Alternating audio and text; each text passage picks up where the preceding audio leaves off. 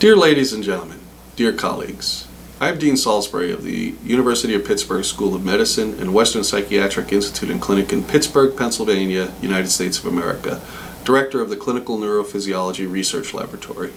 I am President of the Electroencephalography and Clinical Neuroscience Society and Editor-in-Chief of Clinical EEG and Neuroscience, the Society's flagship journal.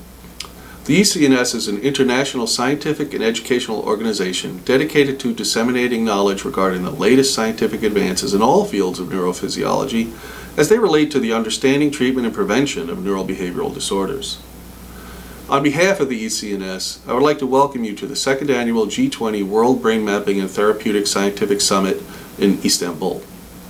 As you are aware, the theme of this meeting is Building Global Alliances in Brain Mapping and Therapeutics through supporting President Obama's BRAIN Initiative. According to the report published by the World Health Organization entitled Neurological Disorders, Public Health Challenges, there's ample evidence that pinpoints neurological disorders as one of the greatest threats to public health. Brain disorders in psychiatry and neurology such as depression, anxiety, schizophrenia, dementia, multiple sclerosis, and epilepsy, and other cardiovascular brain disorders such as stroke, account for over 15% of the global disease burden. The 2010 costs of these brain disorders in the United States were estimated at $760 billion, and in Europe at 798 billion euros. Clearly, improved detection, treatment, and prevention of these neurophysiological disorders is a critical unmet clinical need in the world. Yet these results will not occur without an increased understanding of the brain and the neuropathophysiology involved. The brain research through Advancing Innovative Neurotechnologies, or BRAIN Initiative, is part of a new United States presidential focus aimed at revolutionizing our understanding of the human brain. By accelerating the development and application of innovative technologies, researchers will be able to produce a revolutionary new dynamic picture of the brain that, for the first time, shows how individual cells and complex neural circuits interact in both time and space. This knowledge will be critical in developing the understanding of the pathophysiology of major brain disorders and thereby in the development of new interventions. As stated by the NIH, with nearly 100 billion neurons and 100 trillion connections, the human brain remains one of the greatest mysteries in science and one of the greatest challenges in medicine. Despite the many advances in neuroscience in recent years, the underlying causes of most neurological and psychiatric conditions remain largely unknown due to the vast complexity of the human brain. If we are ever to develop effective ways of helping people suffering from these devastating conditions, researchers will first need a more complete arsenal of tools and information for understanding how the brain functions in health and disease.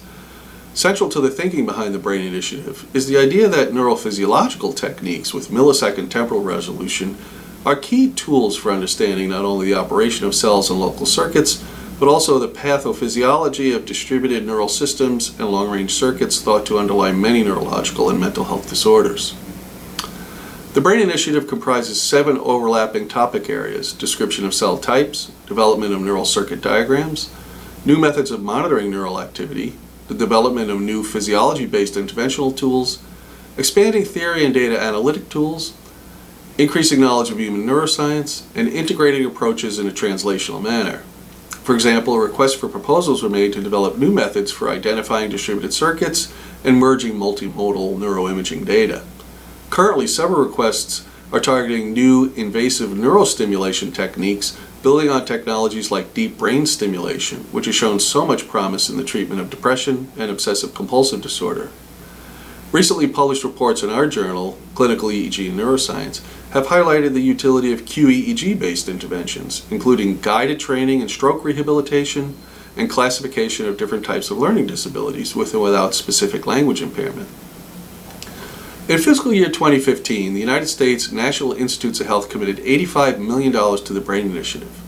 Some programs fund basic research, while others target clinical application. Still, other programs are designed to foster clinical delivery of new technologies and interventions, targeting collaborations between academia and business. These endeavors are sure to provide advances in both cognitive neuroscience and in applied clinical science.